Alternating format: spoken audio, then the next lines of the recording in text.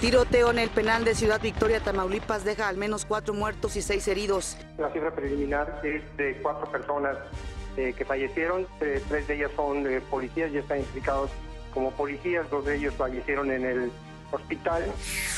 El Tribunal Superior de Apelaciones de Panamá declara legal la detención del exgobernador de Quintana Roo, Roberto Borge. El gobierno mexicano cuenta con 60 días para solicitar la extradición de Borge. Y lo que hemos pedido al gobierno de Guatemala es que conforme al tratado de extradición se revise de la manera más expedita posible. El secretario de Relaciones Exteriores, Luis Videgaray, pide a Guatemala que se agilice la extradición de Javier Duarte. El presidente Enrique Peña Nieto termina su visita de Estado en Guatemala.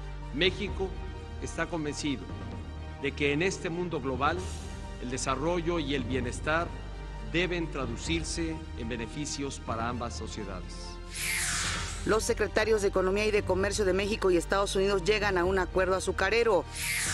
Ildefonso Guajardo, secretario de Economía, dice que México no es la puerta trasera de China para entrar a Estados Unidos.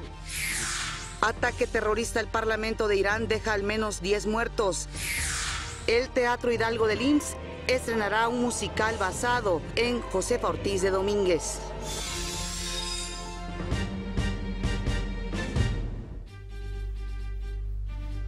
Hola, ¿qué tal? Muy buenos días. Qué gusto que nos acompañen en una edición más de México al Día. En este momento, la temperatura aquí en la Ciudad de México, 15 grados centígrados. Desde aquí, como siempre, un saludo muy afectuoso también a quienes nos están viendo en el interior de la República Mexicana. Saludo con gusto, como cada mañana, a Omar Cepeda. Omar. Muy buenos días, Pati, es un placer saludarte. Mitad de semana, estamos listos para informarles. Son las 6:32 minutos, le tenemos todos los detalles de la información. Antes saludo con mucho gusto a Grisela Yebra, quien se encuentra en la lengua de señas mexicana y nos permite también comunicarnos con ustedes. Acompáñenos, este es su informativo, le tenemos la noticia al día. Así es, y ayer por la tarde se registró una balacera dentro del penal de Ciudad Victoria en Tamaulipas que dejó como saldo al menos 4 personas muertas y 6 heridas. Elementos de la policía habían ingresado al penal para realizar un operativo y trasladar a internos a otra prisión, así como por la sospecha de que en el interior había armas. De acuerdo con los informes, la violencia en el penal comenzó a las 4 de la tarde de ayer, cuando los elementos de la policía llevaban más de 4 horas con este operativo. Después de las detonaciones hubo una gran movilización de todas las corporaciones policíacas y de emergencia. El vocero de seguridad de Tamaulipas, Luis Alberto Rodríguez, confirmó la cifra de fallecidos y dijo que 3 de las víctimas son policías. Básicamente la cifra preliminar es de 4 personas que fallecieron, 3 de ellas son policías, ya están identificados como policías, 2 de ellos fallecieron en el hospital y hay 6 personas lesionadas. ¿Qué es exactamente lo que sucedió? Ya en días anteriores se había venido presentando una situación de cierta tensión al interior del penal de Ciudad Victoria y se había empezado a detectar también la posibilidad de que hubiera alguna serie de objetos. Esta es la razón por la cual se programó un operativo para que la Policía Estatal entrara a esta revisión. Hasta el momento se mantiene un fuerte operativo de seguridad en las inmediaciones del penal. Elementos de la Procuraduría General de la República detuvieron en Oaxaca a David N., alias El Charal, jefe de la Plaza de los Zetas en este estado. Junto con el líder de la célula se logró la captura de otras 2 personas identificadas como Efrén El Pirul y Martín N. En el lugar fueron aseguradas armas de fuego, cartuchos útiles, diversas dosis de droga, una báscula digital y un vehículo. Los detenidos son señalados como responsables del trasiego de droga y armas procedentes de la frontera sur hacia los estados del norte. Elementos de la Fiscalía de Morelos detuvieron a 3 integrantes de la banda de los Rojos, entre ellos el presunto jefe de plaza de Xochitepec, Jesús Mauricio alias El Chuy. Se cree que estos sujetos eran los encargados de hacer el cobro de piso a comerciantes de los municipios de Zacatepec y Jojutla, en el sur de Morelos. En la última semana, la Procuraduría General de la República aseguró 239.300 litros de combustible robado en 6 estados del país. La dependencia federal desplegó a personas de la Subprocuraduría de Control Regional procedimientos penales de amparo en Hidalgo, Jalisco, Michoacán, Tabasco, Sinaloa y Tamaulipas. En Hidalgo se logró el mayor decomiso con 111.950 litros, equivalente al 50% del combustible. Como parte de su proceso de extradición, el exgobernador de Quintana Roo, Roberto Borge, acudió a su primera comparecencia ante un tribunal de Panamá. El exgobernador, detenido el domingo, rechazó ser extraditado a nuestro país cuando una magistrada le cuestionó sobre esta posibilidad. Borge fue trasladado con un chaleco antibalas y esposado al Tribunal Superior de Apelación del país sudamericano, mismo que está conformado por 3 magistrados y que habría citado a este mexicano mediante la Fiscalía de Asuntos Internacionales. Y después de su primera audiencia, el Tribunal Superior de Apelaciones de Panamá declaró por unanimidad procedente la extradición del exgobernador de Quintana Roo, Roberto Borge, acusado del delito de operaciones con recursos de procedencia ilícita. También declaró legal su detención a bordo de un avión comercial en el aeropuerto de Tocumen. Los magistrados rechazaron el recurso de apelación presentado por la defensa del exgobernador de Quintana Roo, que quería combatir el fallo ante la Corte Suprema. De esta forma, el gobierno mexicano cuenta con 60 días a partir de este miércoles para formalizar la solicitud de extradición. El secretario de Relaciones Exteriores, Luis Videgaray, espera que sea lo más rápido posible la extradición de Guatemala a México de Javier Duarte, acusado de desvío de fondos públicos y enriquecimiento ilícito, entre otros delitos. Desde Guatemala, el canciller Videgaray confirmó que ya está solicitada la extradición al gobierno panameño del exgobernador de Quintana Roo, Roberto Borge. Mañana se confirmará que se entrega la solicitud. Así lo informó la Procuraduría General de la República. ¿Ustedes esperan que sea inmediato? Hay un procedimiento conforme al Tratado de Extradición y lo que hemos pedido al gobierno de Guatemala es que conforme al Tratado de Extradición se realice de la manera más expedita posible. ¿Y el caso de Panamá, canciller? Está en este momento ya solicitada la extradición. El presidente Enrique Peña Nieto concluyó su visita de Estado a Guatemala. En el Palacio Nacional de la Cultura, el presidente Enrique Peña Nieto fue recibido por su homólogo guatemalteco, Jimmy Morales, en su primera visita de Estado a este país.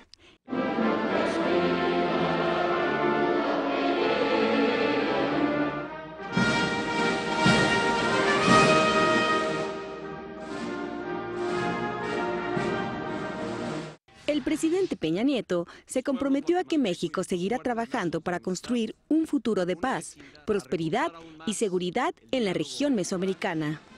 México está convencido de que en este mundo global el desarrollo y el bienestar deben traducirse en beneficios para ambas sociedades.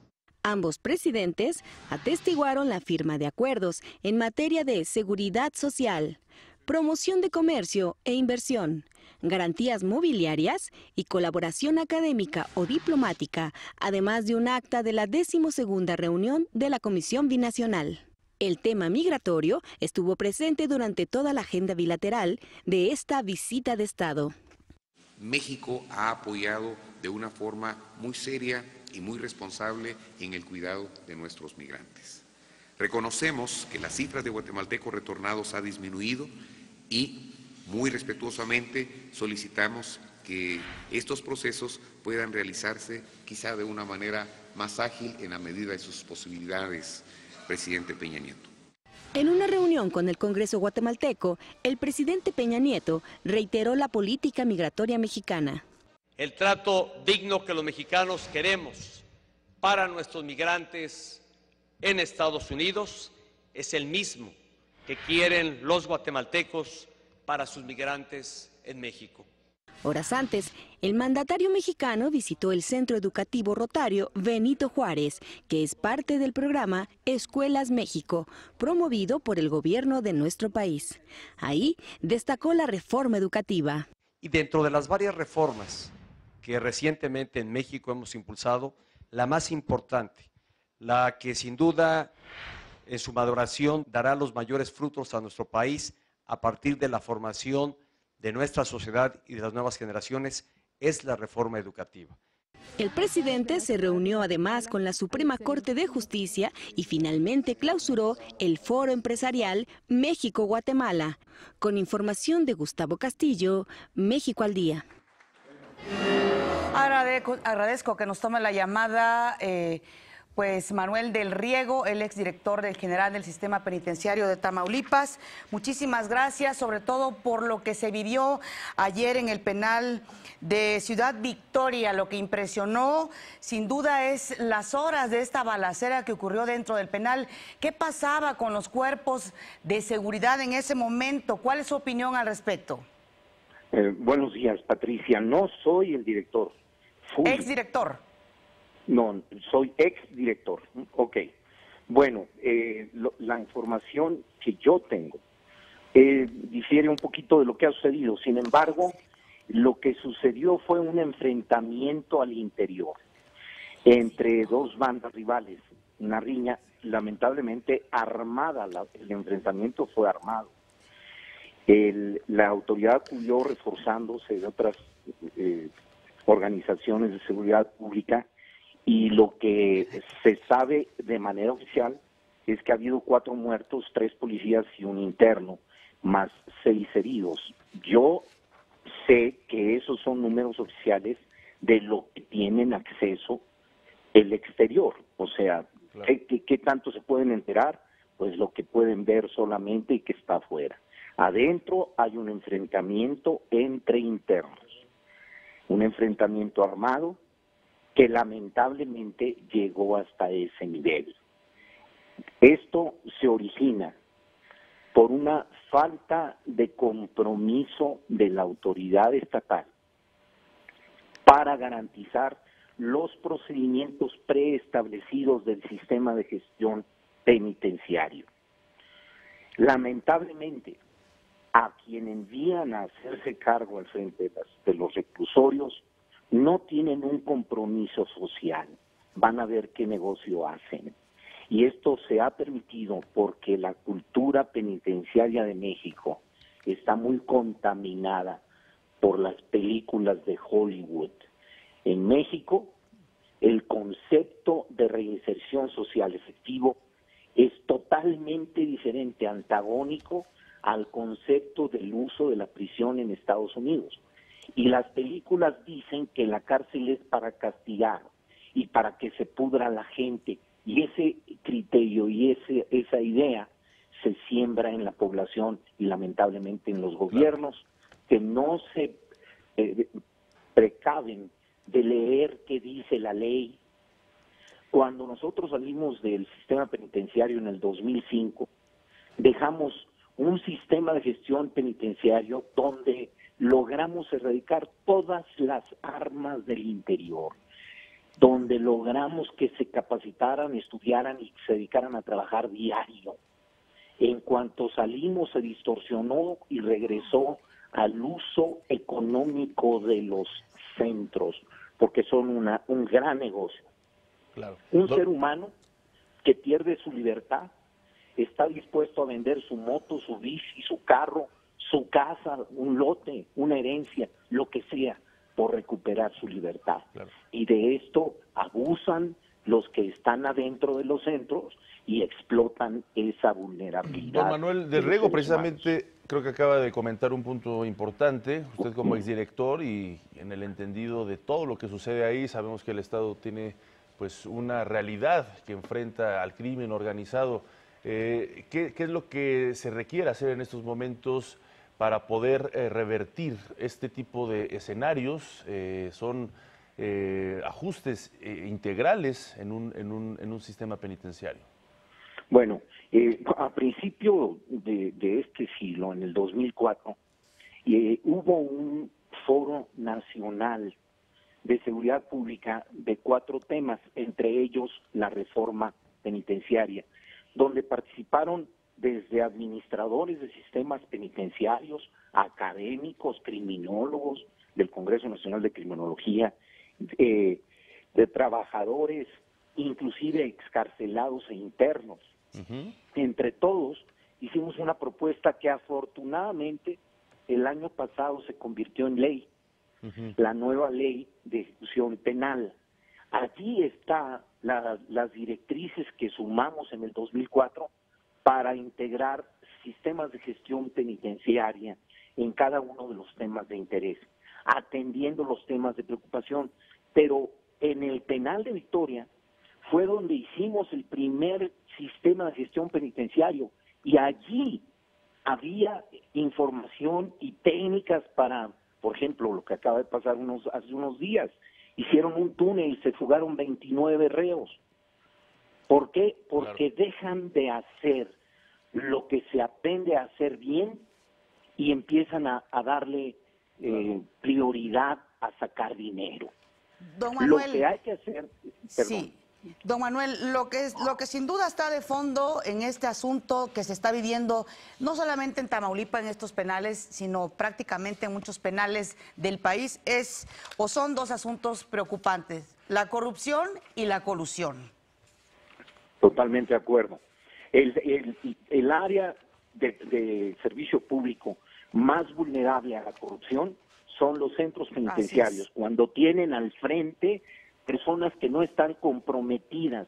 Quien debe de trabajar en un centro de reclusión son personas que tienen como móvil el servicio social, perfiles que se dedican a educar, que se dedican a encauzar, no perfiles que van buscando enriquecimiento.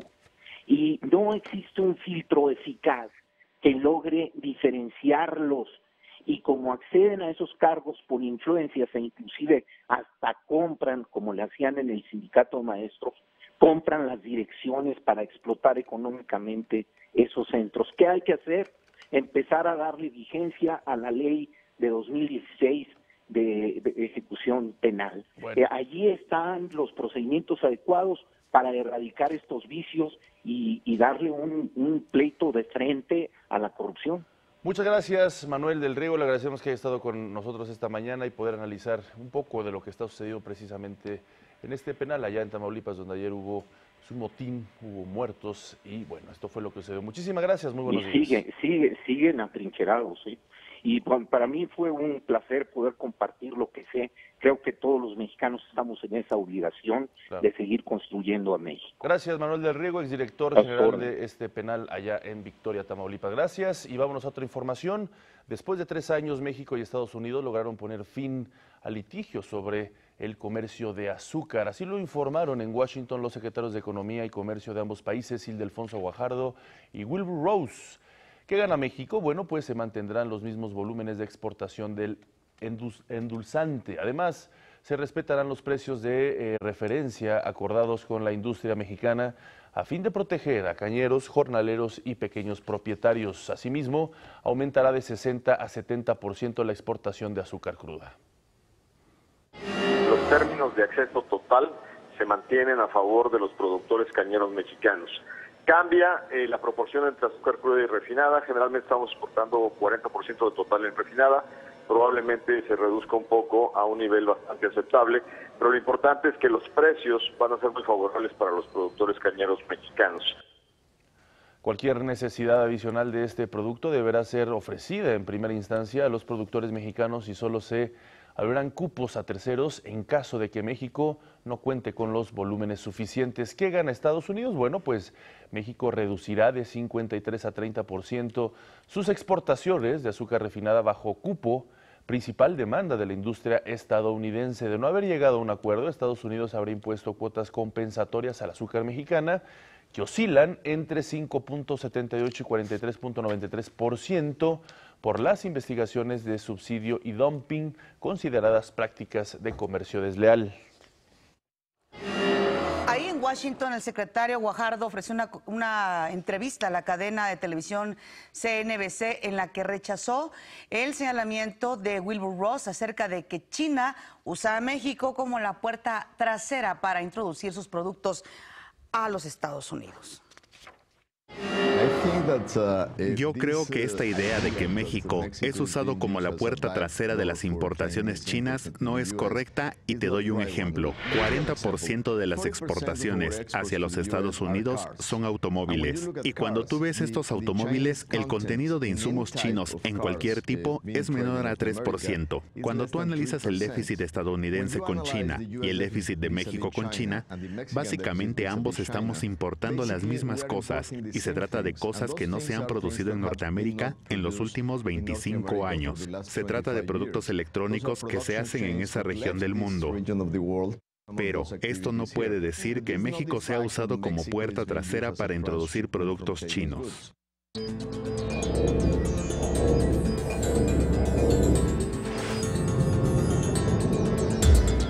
En información internacional, hace unas horas en Irán se registró un doble atentado terrorista que pues por supuesto sacudió a este país y a la sociedad en Medio Oriente y en estas zonas de países pues musulmanes. El Estado Islámico se atribuyó los ataques en el mausoleo del imán Jomeini y otros contra la sede del Parlamento en Teherán, capital del país. Hasta el momento se han reportado 10 muertos y decenas de heridos. Alrededor de las 7 de la mañana, hora local, un grupo de 4 hombres armados se abrió paso hacia el interior del Parlamento disparando contra los guardias de seguridad que se encontraban en la entrada. Las autoridades afirman que 4 personas se encuentran retenidas en el edificio legislativo. Al mismo tiempo había un tiroteo frente al mausoleo de este líder religioso y espiritual en Irán. La policía informó que 4 sujetos fueron responsables de la balacera. Respecto a los 4 atacantes, uno se inmoló con un cinturón de explosivos, otro se suicidó con una pastilla de cianuro. Un tercero fue abatido por las fuerzas de seguridad de Teherán y el cuarto, una mujer, una de las consideradas viudas negras, fue detenida. El número de fallecidos podría aumentar en las próximas horas. Esto en Irán, pero también continúan los ataques en Europa. En Francia, un hombre armado con un martillo atacó a elementos de la policía fuera de la Catedral de Notre Dame, uno de los lugares más turísticos y emblemáticos de París. Las autoridades reaccionaron de inmediato e hirieron a esta persona, quien al parecer era un estudiante de origen argelino. El ministro del Interior, Gerard Collomb, informó que el atacante gritó "es por Siria". Horas después, al allanar su vivienda, la policía encontró un video donde este sujeto proclama su pertenencia a el Estado Islámico. La Comisión Europea presentará una propuesta legislativa para crear un fondo de defensa que incentive la cooperación entre Estados miembros de la eurozona en temas de investigación, desarrollo y adquisición de capacidades militares conjuntas. Para propiciar la cooperación, la Unión Europea aportará 1.000 millones de euros al año y de acuerdo con los miembros de la eurozona, el Fondo de Defensa deberá sumar 5.000 millones de euros anuales. Además de este fondo, la Comisión Europea publicará un documento de reflexión sobre cómo la Unión podrá avanzar o podría avanzar en el área de la defensa para 2025 con 3 escenarios posibles. Se sigue como está, se mejorará o ellos plantean se mejorará mucho más de cómo están ahora. El comisario europeo de inmigración afirmó que se va a sancionar a los países que rechacen acoger a los refugiados procedentes de Italia y de Grecia. Este anuncio se da a conocer un día después de que la República Checa decidió abandonar el sistema de cuotas de la Unión Europea. El gobierno checo, que desde el 2015 se había negado a participar en el sistema proporcional de cuotas, dijo que no va a acoger a ningún refugiado más, entre otras razones por motivos de seguridad. Hasta ahora solo se ha reubicado a poco más de 18.000 refugiados de los 160.000 a los que aspiraba la Comisión Europea. Tras la ruptura de relaciones de 7 países árabes, entre ellos Egipto y Arabia Saudita, con Qatar, los ciudadanos de ese país ya están entrando en pánico. Se desbordan en los centros comerciales para comprar víveres ante el temor de que se queden sin alimentos, mientras que las principales líneas aéreas de Medio Oriente están cancelando los vuelos a la capital Doha. En este contexto, a través de su cuenta de Twitter, el presidente de Estados Unidos, Donald Trump, aplaudió el aislamiento de los países de Medio Oriente a Qatar y resaltó que su visita a Medio Oriente está rindiendo frutos, sobre todo en el combate al extremismo islámico. En esa visita, Trump enfocó sus ataques en contra de Irán, uno de los principales socios de Qatar. El fiscal general de Estados Unidos, Jeff Sessions, habría presentado su renuncia hace ya varios meses, de acuerdo con fuentes cercanas a la Casa Blanca. El deterioro de la relación entre Sessions y Trump comenzó cuando el fiscal decidió apartarse de la investigación sobre la probable intervención de Rusia en las elecciones presidenciales. De acuerdo con información revelada por el New York Times, James Comey, exdirector del FBI, le dijo a Sessions que no lo dejara a solas con el presidente Trump, una petición que se produjo después de que el presidente Trump le instó a cesar una investigación. El expresidente de Estados Unidos, Barack Obama, lamentó la ausencia temporal del liderazgo de los Estados Unidos en materia del cambio climático. En un discurso en Montreal, allá en Canadá, se refirió al retiro de su país del Acuerdo de París. Ahí Obama, el expresidente, advirtió de las amenazas mundiales que sufre la democracia. Aunque Obama lamentó la decisión tomada por Estados Unidos la semana pasada de retirarse del Acuerdo de París, al que llamó el acuerdo más ambicioso en la historia para luchar contra el cambio climático, el expresidente se mostró optimista y afirmó que incluso sin los Estados Unidos el tratado todavía dará buenas posibilidades a estas generaciones. En Brasil, el Tribunal Supremo retomó hoy el juicio en contra del presidente Michel Temer, esto por las acusaciones sobre una supuesta financiación ilegal de la campaña electoral del 2014. De acuerdo con investigaciones, en ese año, la coalición que llevó al poder a Dilma Rousseff como presidenta y a Temer como vicepresidente recibió fondos ilícitos de Odebrecht y de otra compañía, Petrobras. Si el tribunal emite una sentencia condenatoria, anularía la victoria de la fórmula Rousseff-Temer e implicaría, por supuesto, la destitución del ahora mandatario. A 68 días ya de la protesta en contra del gobierno de Nicolás Maduro, que ha dejado como resultado la muerte de 65 personas y más de 1,000 heridos, el ministro de Defensa de Venezuela, Vladimir Padrino, advirtió que no tolerará los excesos de la Guardia Nacional en el control de las manifestaciones. Informó que quienes incurran en excesos deberán atenerse a las consecuencias y también recordó que el Estado prioriza el respeto a los derechos humanos. Respecto a este tema, la organización Foro Penal Venezolano, dedicado a la defensa de víctimas de derechos humanos, cifra ya en 3.092 los arrestados, de los cuales 1.365 permanecen detenidos. Y hablando de Venezuela, la embajadora estadounidense ante Naciones Unidas, Nikki Haley, acusó al gobierno de Maduro de destruir los derechos humanos y le instó a abandonar el Consejo de Ginebra, a lo que Venezuela respondió asegurando que Washington no tiene autoridad moral en la materia. Muchísimas gracias a quienes nos acompañaron en esta primera media hora. Nosotros vamos al resumen y regresamos en México al Día.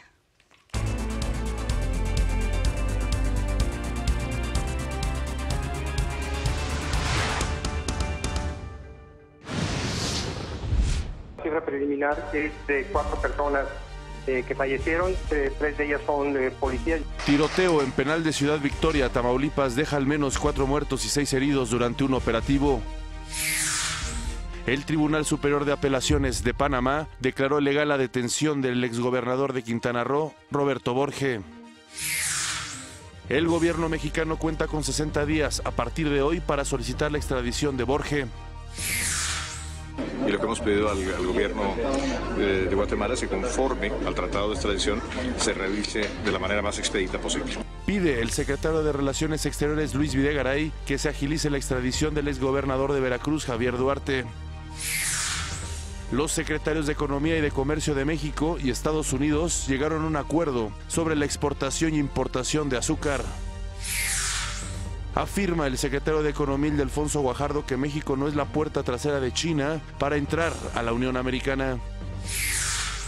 Atentado terrorista en el Parlamento de Irán deja al menos 10 muertos. Más adelante, el grupo británico U2 anuncia gira por México. Héctor González Iñárritu deja la presidencia de la Comisión de Arbitraje del Fútbol Mexicano.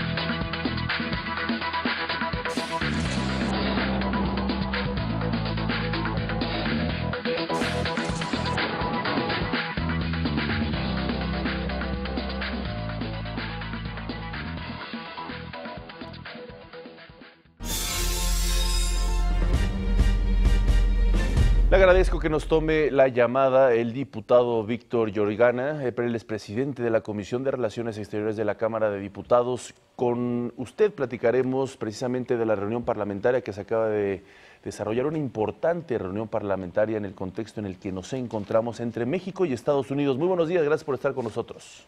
Hola Omar, buenos días, Pati, qué gusto saludar. Gracias, diputado. Pues platíquenos cuáles fueron los resultados de este importante encuentro, pues en el marco ya de las negociaciones del Tratado de Libre Comercio de América del Norte.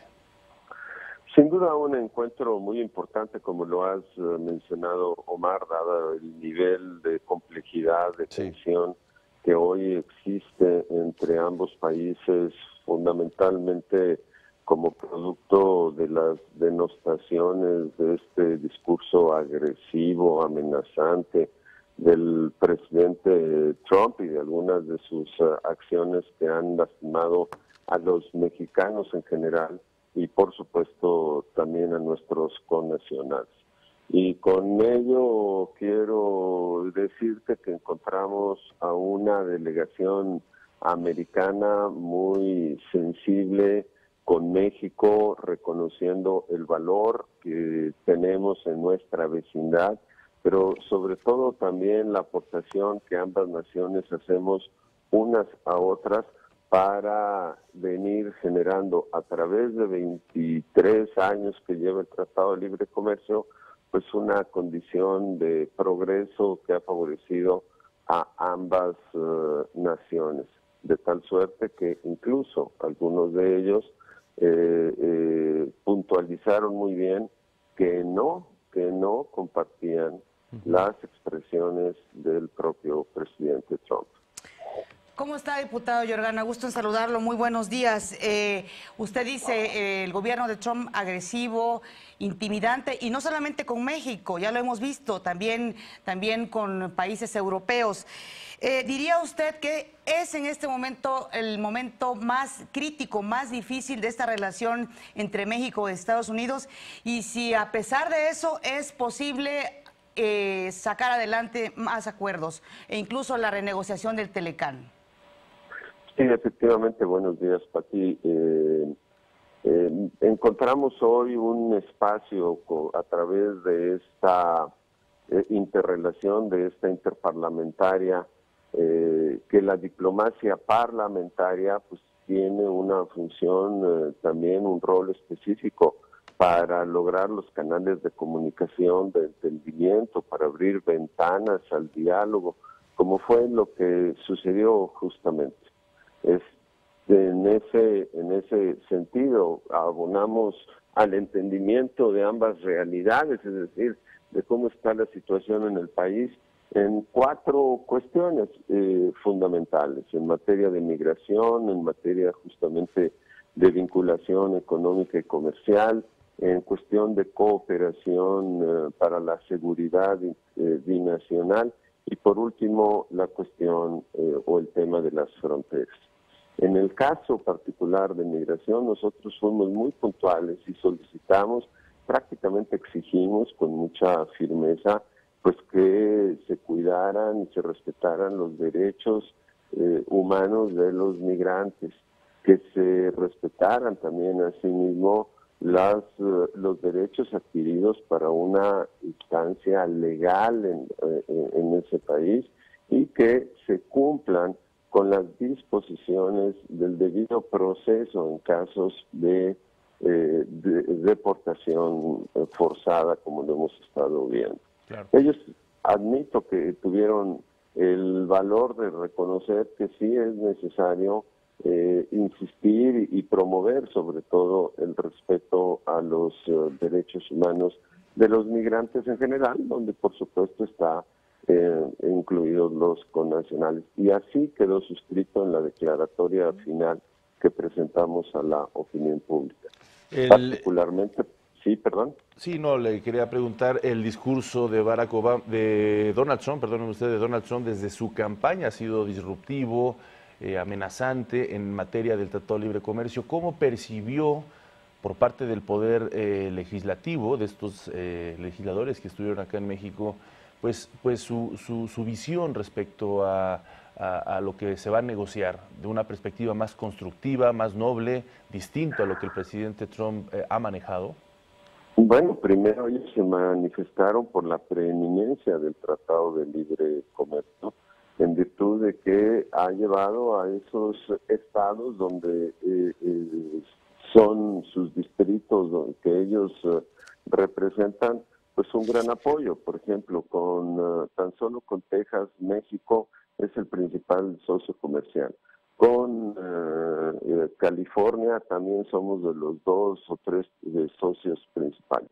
La economía de las fronteras podría ser la 4ª región mundial económicamente hablando. Y en ese sentido, lo que ellos dicen es que sí, hay que mejorarlo, hay que modernizarlo, en virtud de que hace más de 2 décadas que se firmó el tratado, pues no existían algunas actividades económicas como las que se tienen en la realidad. Ejemplo claro, pues es el tema del comercio electrónico. También, por supuesto, quieren mayor protección en términos de patentes, en términos de registro de marcas. No es que quieran, simplemente puntualizan que eso debe de estar considerado en el Tratado de Libre Comercio. Y algunas otras cuestiones de actividades que tienen que ver con el origen de los productos y en materia agropecuaria, pues algunos otros detalles que incluso favorezcan, no que limiten. Ellos ven un tratado de libre comercio que mejore la cuestión salarial de ambas naciones, que reconozca lo que se ha hecho, los beneficios que hemos tenido, y que sea trilateral, es decir, que estemos los 3 países sentados. Pues importante lo que nos comenta, diputado Víctor Yorgana. Muchísimas gracias por estar con nosotros en México al Día y espero seguir manteniendo este diálogo, sobre todo porque entramos en una etapa fundamental para esta renegociación del Tratado de Libre Comercio con América del Norte. Gracias, un fuerte abrazo. Gracias, buenos días. Buenos días.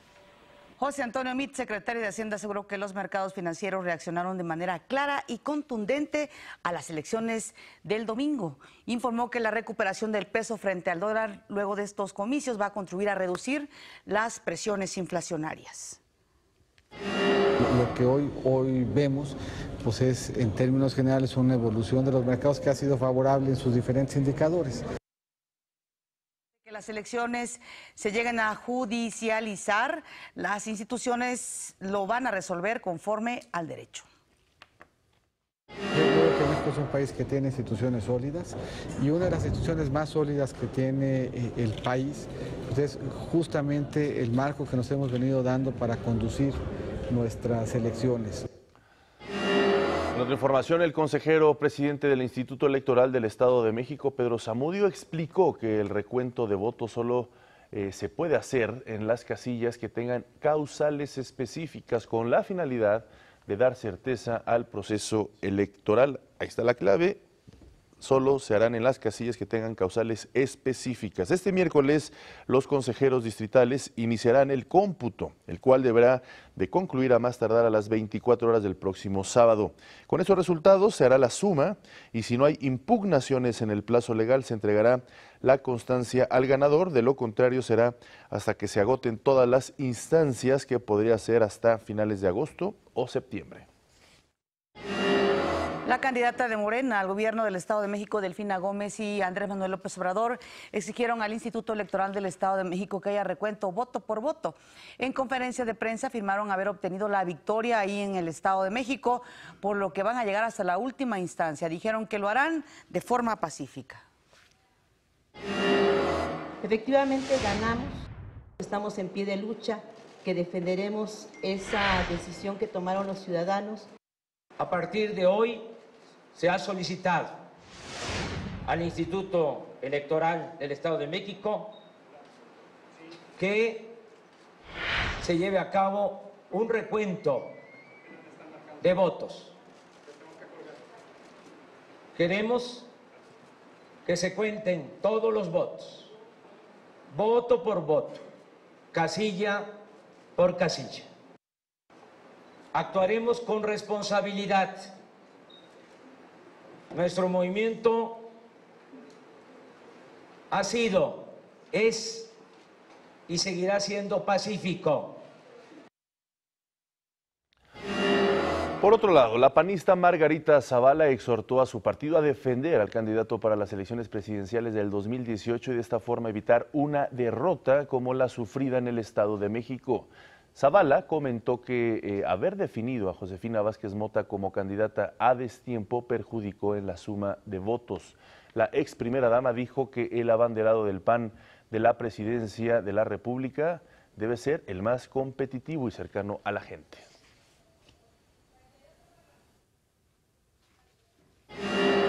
Bueno, y también le dio o le fijó un plazo de un mes para que ya haya este candidato presidencial del PAN, le dice Josefina Vázquez Mota a Ricardo Anaya. Vamos a las breves de este país.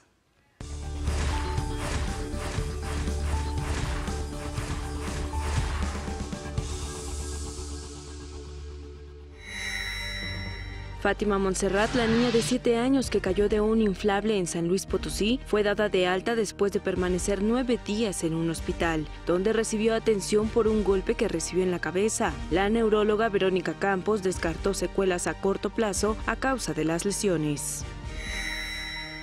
2 sujetos dispararon contra una camioneta que circulaba en la calzada Vallejo, dejando a 3 personas heridas, una de gravedad, las cuales fueron trasladadas al Hospital Magdalena de las Salinas. Los primeros reportes policíacos indican que se trató de un intento de asalto.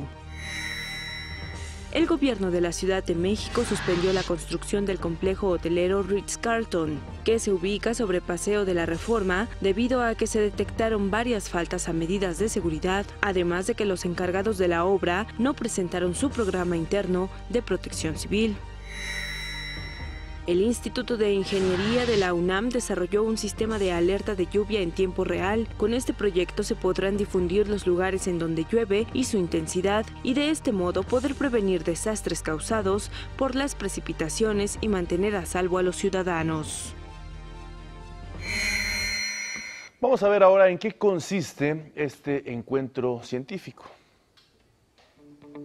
En nuestro país, el estudio del cosmos y de los misterios del universo ha sido una tarea continua. Ejemplo de ello son los 42 planetarios que existen en el territorio nacional. El de mayor importancia es el planetario Luis Enrique Erro del Politécnico Nacional, que a lo largo de 50 años se ha convertido en un referente nacional. Tenemos la capacidad, tanto tecnológica como en recursos humanos, como para estar al nivel de cualquiera de los planetarios del mundo. Sí, de hecho, tenemos contenido propio, generamos nuestro propio contenido. No solamente es astronómico, estamos incursionando en otras áreas y esa es la idea. Y es por ello que alberga la sede del 4º Festival Internacional de Planetarios, que congrega a participantes de Brasil, Estados Unidos, Francia, Australia y Nueva Zelanda. Tenemos conferencias donde se expone, digamos, el impacto que tiene la educación dentro de los planetarios en el mundo. ¿Sí? Los recursos que se utilizan en otros países y cómo se utiliza el planetario para llegar a la mayor cantidad posible de público, utilizando, por supuesto, toda la infraestructura para la cual están dotadas. Para los expertos, este encuentro va más allá. Busca también acercar a las generaciones en cuestiones no solo astronómicas, sino también en investigaciones de las ciencias de la Tierra, medio ambiente, física, medicina, química, biología y arqueología, entre otras. El planetario es un espacio de cultura, ¿sí? Es un espacio de cultura, también de entretenimiento, por supuesto. Los planetarios no tienen por misión enseñar, ¿sí? La misión del planetario es motivar, ¿no? Es generar el interés en todo el público, desde los niños hasta los mayores. La distribución de las informaciones, de los contenidos, es muy interesante. Hay discusiones técnicas, cómo hacer un buen full dome, producto en domo completo. Después hay un taller, una enseñanza a aquellos que quieren producir en full dome. Hay ahora una discusión de carácter más sociológico, que fue aquí yo pude participar, mostrando aspectos culturales en un planetario. Perfecto. El festival se desarrolla con diversas conferencias y proyecciones sobre planetarios e investigaciones de diversos países, cuyos trabajos concluirán el jueves próximo con la participación de representantes de los 42 planetarios fijos y móviles de México. Para México al Día, Jacqueline López Zárate. El secretario de Educación Pública, Aurelio Nuño, visitó el Instituto Politécnico Nacional e inauguró el cuarto Festival de Planetarios, acompañado por el director del Politécnico, Enrique Fernández Fascha, y el titular del CONACYT, Enrique Cabrero. Aseguró que el camino de México para triunfar en este siglo está en la ciencia, la tecnología, el conocimiento, pero sobre todo la educación de alta calidad. La única manera de que México pueda triunfar en el siglo XXI es que sea un país plenamente lleno o plenamente inmerso en el conocimiento y en la educación. La opción para México en las siguientes décadas es una ruta a través de la educación, de la ciencia, de la innovación. La única manera en la que México va a poder triunfar en un mundo globalizado, la única manera en que los niños y los jóvenes, muchos de ellos que hoy están aquí en estas aulas del Instituto Politécnico Nacional, vayan a poder cumplir con sus sueños.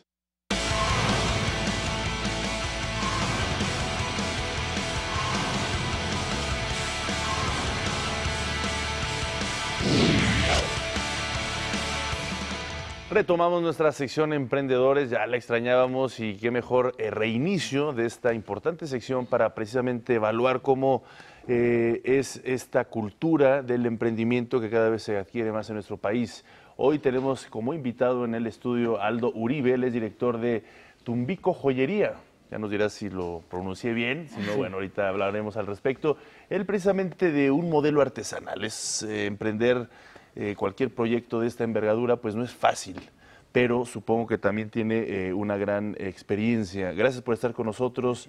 Platícanos precisamente cómo surgió esta idea, Aldo, cuál fue lo que te motivó a emprender bajo esta dinámica de la joyería.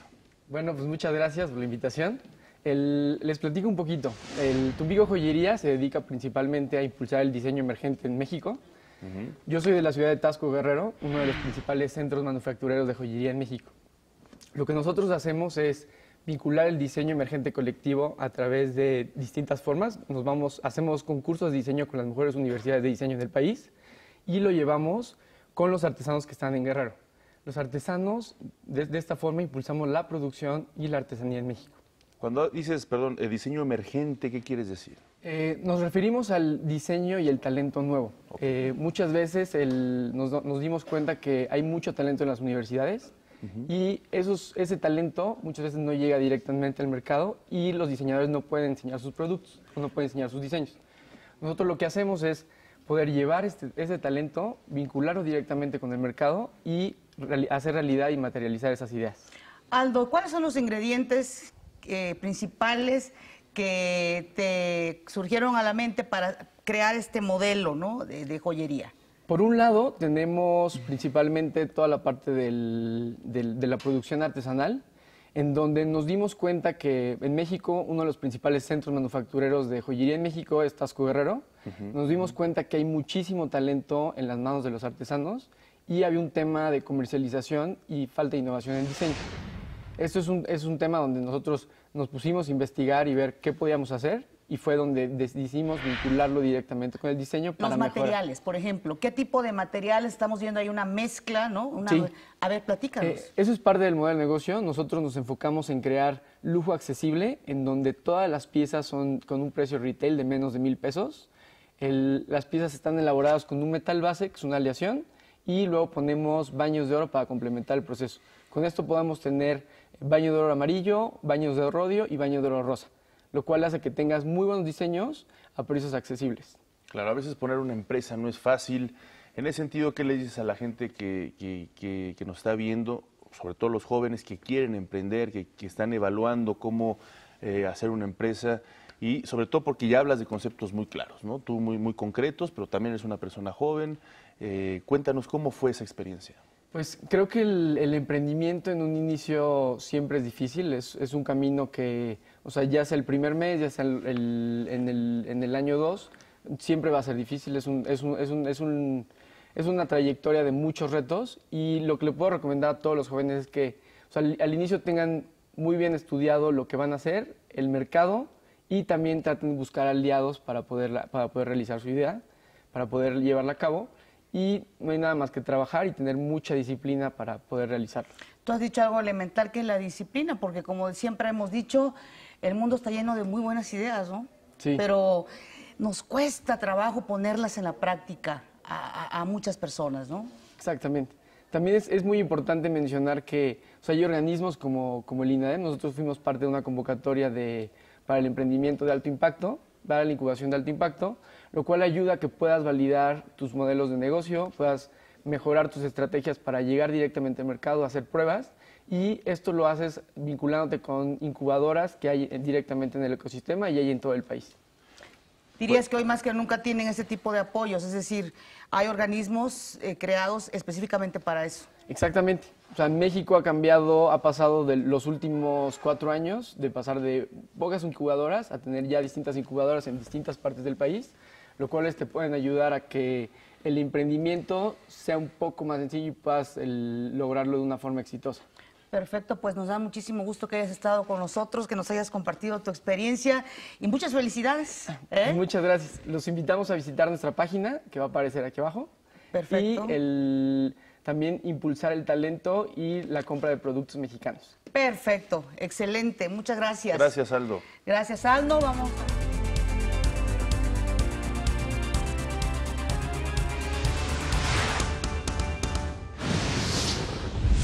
En Oaxaca, elementos de la PGR detuvieron a David N., alias El Charal, jefe de plaza de los Zetas en la entidad.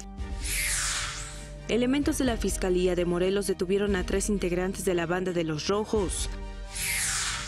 La PGR decomisó 239,000 litros de combustible robado en la última semana. El secretario de Hacienda, José Antonio Meade, aseguró que los mercados financieros reaccionaron de manera clara y contundente a la jornada electoral del pasado 4 de junio. En el mundo, la Comisión Europea presentará una propuesta legislativa para crear un fondo de defensa. El presidente de Estados Unidos, Donald Trump, aplaudió el aislamiento de los países de Medio Oriente a Qatar y resaltó que su visita a esa región está rindiendo frutos, sobre todo en el combate al extremismo islámico. Más adelante, el Canal 22 transmitirá un programa especial con motivo de la reciente muerte del escritor español Juan Goytisolo. Y en los deportes, Usain Bolt reaparecerá en el Golden Speak de Ostrava previo al Campeonato Mundial de Londres.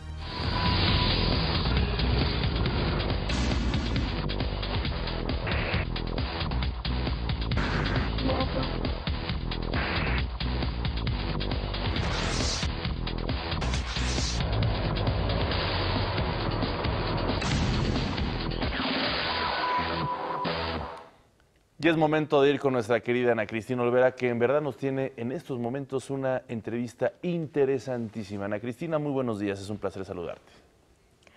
Muy buenos días, Omar y Patti. Pues así es, hoy vamos a enlazarnos hasta Houston, hasta el Johnson Space Center de la NASA, con Carlos Fontanot, mi amigo, el jefe de imágenes de la Estación Espacial Internacional de la NASA, que nos va a hablar de un proyecto en el que se demuestra completamente que la ciencia y la tecnología van de la mano con el arte y que además pues se necesita inspiración para que todos los seres humanos nos apropiemos de este patrimonio tan fabuloso que desde hace 50 años se recolecta ahí en la NASA, que son las imágenes del espacio que se han logrado obtener. Carlos, muy buenos días por allá en Houston.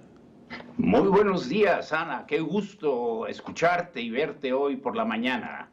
El gusto es todo mío, Carlos. Cuéntanos, ¿qué es CineSpace? CineSpace es un festival de cine de cortometrajes.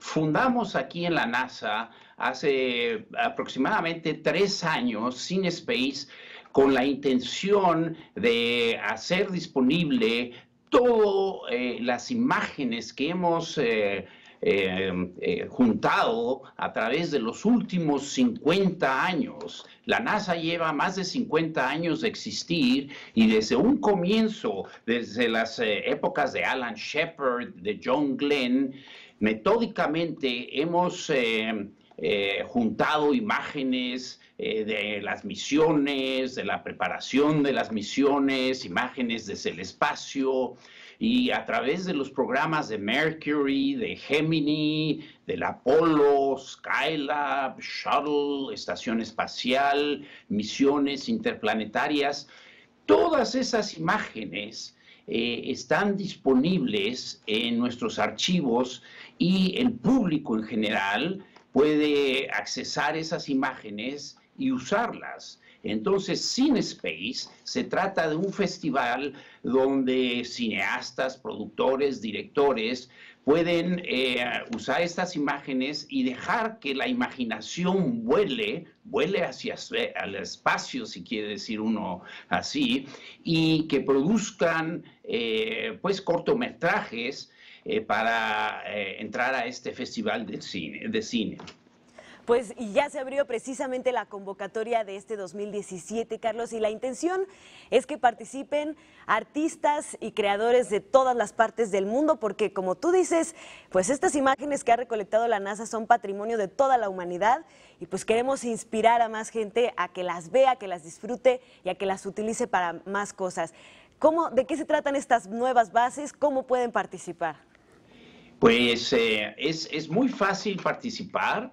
Puede uno entrar por el internet a cinespace.org, cinespace.org, y ahí está claramente descrito cómo se puede participar. No hay que pagar por la inscripción, es gratis. Y la única condición es que por lo menos 10% de las imágenes sean imágenes de la NASA.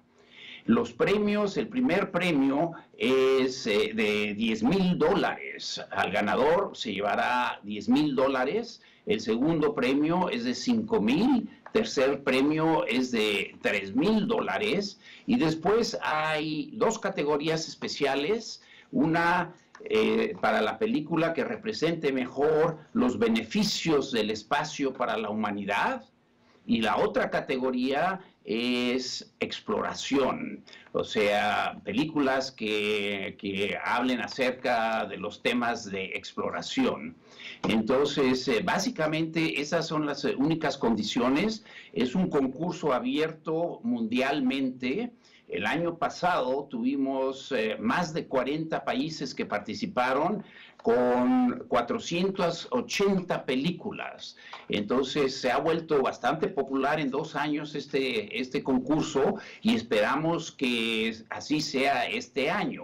Se ha abierto la convocatoria y se pueden presentar los cortometrajes hasta el último día de julio, hasta el 31 de julio, así que nos quedan como unas 8 semanas, 9 semanas para poder presentar las películas, los cortometrajes, y entre julio y noviembre se van a calificar, se van a revisar las películas aquí en la NASA, y el cineasta Richard Linklater, que ha ganado Óscares, él es el que va a hacer las selecciones finales y a identificar a los ganadores de este concurso.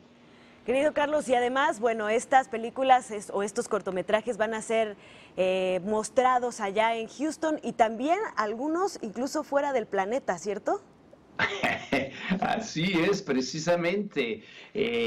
Los finalistas se van a presentar aquí en noviembre junto con el Festival de Cine que organiza la ciudad de Houston, la Sociedad Cinematográfica y de Arte de Houston. Este festival se lleva a cabo en el Museo de las Bellas Artes aquí en Houston. Ahí es donde se van a pasar las finalistas y se van a anunciar a los ganadores. Y como lo decías, Ana, estas películas se exhibirán también fuera de la Tierra, en la estación espacial. Lo que hacemos generalmente es mandamos a la estación a los finalistas y transmitimos otro tipo de películas, pero los astronautas siempre están muy interesados en la creatividad y en este tipo de arte y de ciencia que viene del público. Así que tenemos planeado nuevamente pasar estas películas en la estación espacial.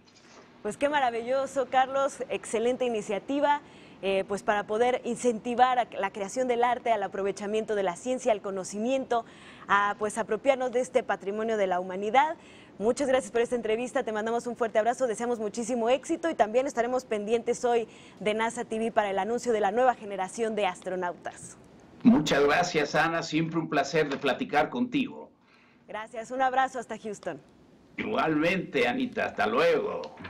Pues ya saben, todos podemos participar en este concurso y así poder aprovechar estas imágenes fabulosas que la NASA ha recopilado por décadas. Esta es la información hoy. Que tengan excelente miércoles.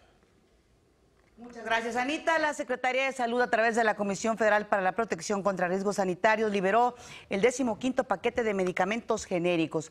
Con esta acción entran al mercado 49 tratamientos para diversos padecimientos, entre ellos la artritis reumatoide, el VIH-Sida, a un costo accesible para las familias mexicanas. Es importante decirles que los medicamentos genéricos tienen la misma sustancia que los medicamentos que traen una marca. Son exactamente igual, no son similares. Llevamos actualmente 491 registros sanitarios que representan nuevas opciones seguras, eficaces y de calidad, 37 sustancias activas, más de 20 clases terapéuticas distintas y que tienen una relación con el 71% de las principales causas de mortalidad atendidas y además una reducción en promedio de hasta un 70% en precios. Los genéricos permiten un ahorro aproximado de 1.446 pesos para el consumidor y para el sector público de más de 21,000 millones de pesos. El doctor José Narro, secretario de Salud, dijo que se debe trabajar unidos para crear más políticas públicas de calidad. A este país le hacen falta ideas y le hace falta discutir ideas y no discutir calificativos. Se requiere dirección, saber a dónde vamos. Y cuando hemos tenido eso, se termina formulando, las llamemos así o no, nos demos cuenta o no, se terminan articulando políticas públicas. Fue inaugurado el Campamento Nacional Juvenil 2017 contra el discurso de odio. Participan jóvenes de todo el país, así como de Estados Unidos y Canadá. El propósito es conocer y fomentar las buenas prácticas en contra de la discriminación, la desigualdad social y el rezago educativo en la juventud.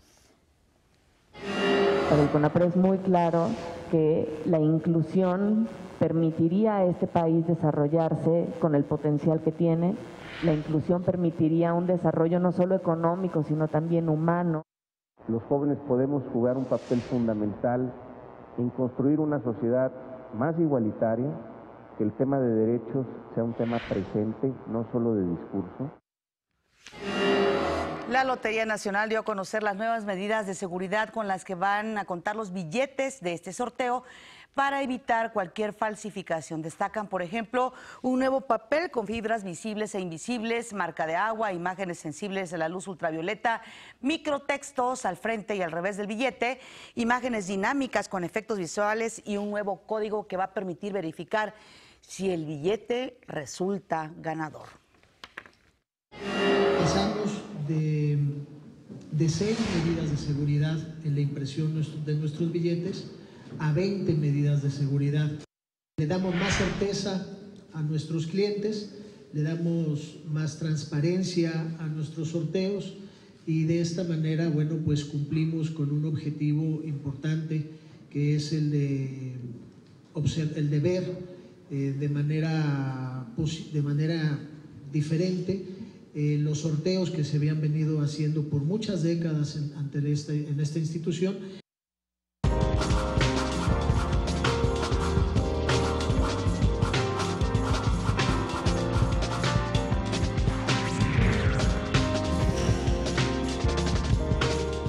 Y un musical basado en la biografía de la corregidora Josefa Ortiz de Domínguez se estrena en el Teatro Hidalgo de Linz. Con 30 actores en escena, Josefa, el musical, llega a la cartelera teatral de la Ciudad de México.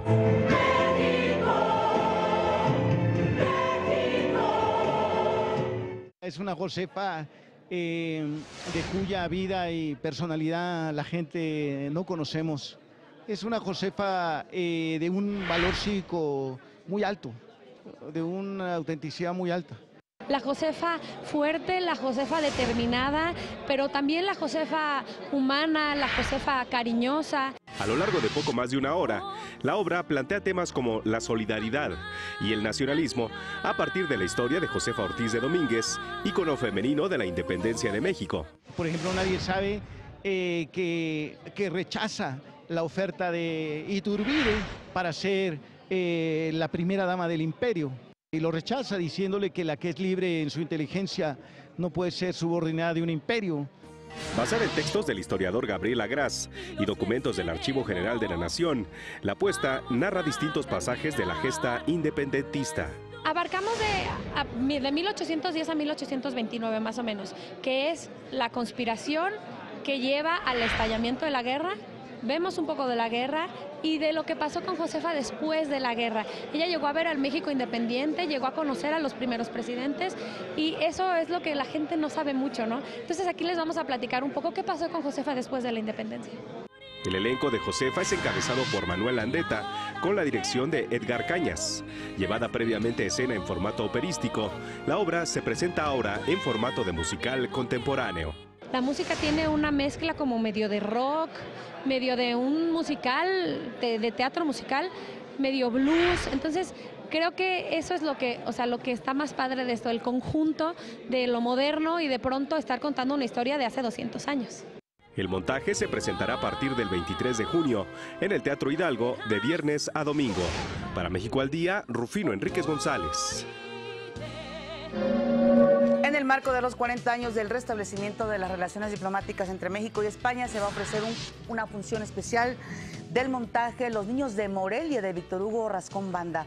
La obra se sitúa en 1937, en el punto más crítico de la Guerra Civil Española, cuando 456 niños españoles fueron recibidos aquí en México por invitación del presidente Lázaro Cárdenas como un acto de solidaridad que selló la hermandad entre México y España. Bajo la dirección de José Manuel Lira, la puesta en escena se va a presentar el jueves 8 de junio a las 8:30 en el Teatro Helénico. Por cierto, el Canal 22, el Canal Cultural de México, transmitirá un programa especial con motivo de la reciente muerte del escritor español Juan Goytisolo. La emisión formará parte de la serie Tratos y Retratos y se centrará en una conversación entre la periodista Silva Lemus y el literato español, quien fue considerado uno de los mejores novelistas contemporáneos. El especial dedicado al ganador del Premio Cervantes 2014 podrá ser visto este miércoles, hoy 7 de junio a las 20 horas por la señal de el Canal Cultural de México, Canal 22, no se lo pierda.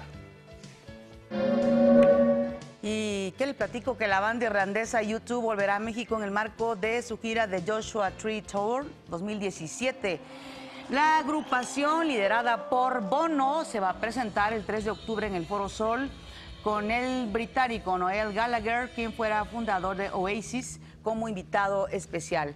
La gira internacional de U2 arranca el 1 de julio en los Estados Unidos. México es tu museo.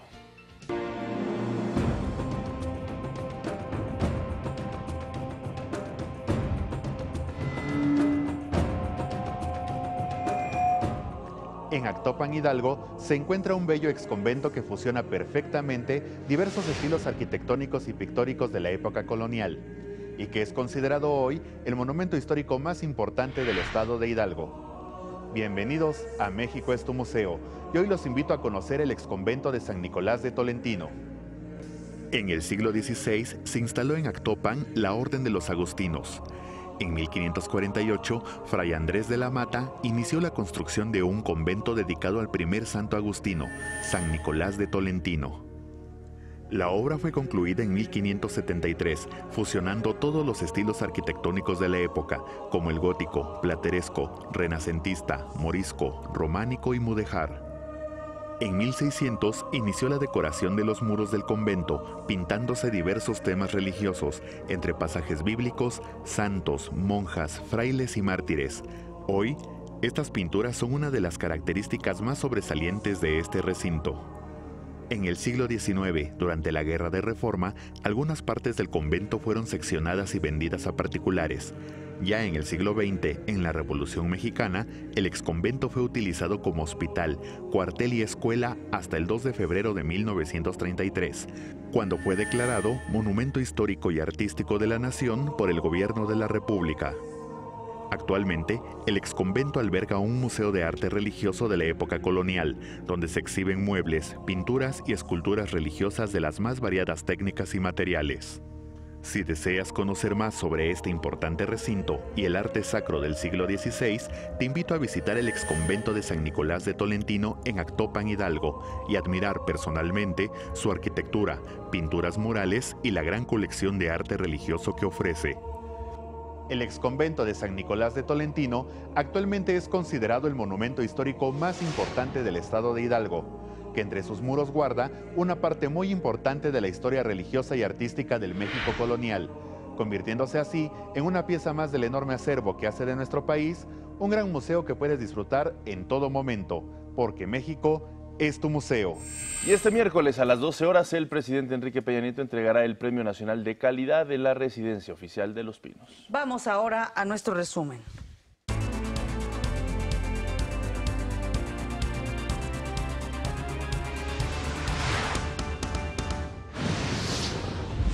Tiroteo en el penal de Ciudad Victoria, Tamaulipas, deja al menos 4 muertos y 6 heridos. La cifra preliminar es de 4 personas que fallecieron, 3 de ellas son policías.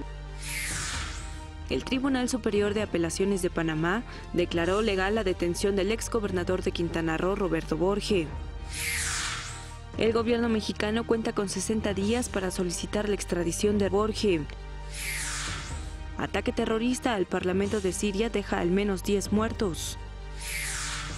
Desde Houston, en entrevista para México al Día, Carlos Fontanot, jefe de imágenes de la Estación Espacial Internacional de la NASA, nos habló del proyecto Cine Space. Es un festival de cine de cortometrajes. Fundamos aquí en la NASA hace aproximadamente 3 años Cine Space con la intención de hacer disponible todas las imágenes que hemos juntado a través de los últimos 50 años. La NASA lleva más de 50 años, entonces Cine Space se trata de un festival donde cineastas, productores, directores pueden usar estas imágenes y dejar que la imaginación vuele hacia el espacio, si quiere decir uno así, y que produzcan pues cortometrajes para entrar a este festival de cine. El Teatro Hidalgo del IMSS estrenará un musical basado en la biografía de la corregidora Josefa Ortiz de Domínguez. Y en los deportes, Héctor González Iñárritu deja la presidencia de la Comisión de Árbitros del Fútbol Mexicano. Gracias por acompañarnos, que pasen una excelente mitad de semana. Bonito miércoles. Así es, gracias a Griselda Yebra, que nos acompaña en el lenguaje de las señas, a Anita, a Dani, a Omar, pero sobre todo a usted que nos hace el favor de vernos. Este es un esfuerzo informativo de Televisión Educativa. Pásela muy bien. Hasta luego. Hasta luego.